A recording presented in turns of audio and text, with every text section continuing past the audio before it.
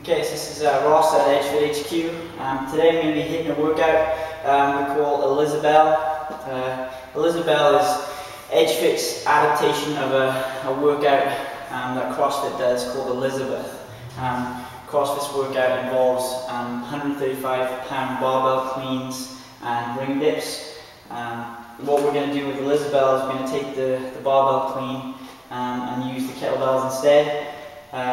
The prescribed weight right now is 106 pounds, a little lighter than the barbell, just because the kettlebell is a little more challenging to clean. You got two independent loads to handle, and you don't get as much of a stable base in the rack position. You have to kind of hold the weights a little more, so a little bit more challenging than the squat clean with the barbell, so a little lighter on that. The other thing we're going to do is we're going to sub out the ring dips with some double bottoms up dips. I'm going to do those elevated. The reason we're going to elevate them is so that the level of my hands and my feet are at the same level, which makes it a lot more challenging as far as stability goes, which makes it more similar to the ring dip in the fact that it's a lot of core involvement, and also you obviously have the stabilization with the bottoms up kettlebells on the hands too. So what I'm going to do here is I'm going to show you a little bit of a technique, talk about key points in these movements and some mistakes that we sometimes see people making, just really quick before I get into it. So we'll start with the clean. We're going to use two kettlebells. I'm going to demo with the 35s here. So I'm going to have both the handles facing vertical forward. I'm going to stand with my feet a little wide in the shoulder width, toes out, same as with the squat. I want to be wide enough so that the bells aren't going to hit me in the knees on the way up. The sport bells are a lot bigger, so you want to get a good wide stance so that your legs aren't going to get in the way when you clean the bells. I want to take the handle, I don't just want to grab it in the middle, I want to take my hand and grab it in the front corner of the handle here.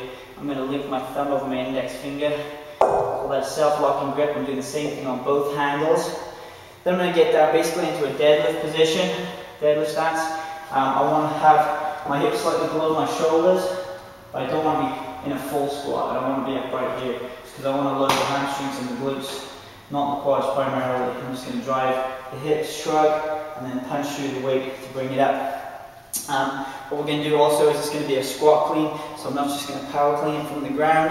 As I'm hitting the top of the clean, I'm actually going to drop under the weight. That's going to help me to lift more load, because I'm going to get that drive from my legs. I'm only going to have to bring the weights to here, and then I'm going to drop under them, as opposed to if I was doing a power clean or a muscle clean, I'm going to pull the weights all the way up. So it's a little bit more upper body involvement, which weakens the movement slightly. If I can use the big muscles of my legs, that's going to make me more powerful, and I'm going to get more weight on the clean. So that's why we're going to use the squat clean for this one, because we're going to use a pretty good load. So let me just demo a couple of reps. Over the kettlebells, front of the handles, can get my head up, set the posture. I'm going to drive up to the hips, the knees, shrug, and then drop under the weight, punching through with my hands. Hitting the bottom, below parallel, and then I'm going to lock it out at the top, and then reset. Important for deadlifting from the ground. When I drop into the squat, I want a full squat, so I want my hips slightly below my knees. That's going to give me a full squat, and then I'm going to drive it to lock out all the way. Common mistake we see at the top of this movement is you're going to clean it, squat, and then as you stand up, people will tend to drop the weight before they lock out. That's not a complete rep, so you want to make sure on the way up, we're going to stand all the way up to the weight, then we're going to drop it down. And it can be pretty quick. As soon as you hit the top, you just want to make sure that you lock it out. Okay, so some quick pointers for the squat clean. Next up, we've got the elevated bottoms up dip. I'm going to have my two kettlebells. I'm having another two for my feet. I find the easiest way to get the kettlebells in the bottoms up position for this movement is to set the handles facing inward, and then I'm going to set my feet about shoulder width.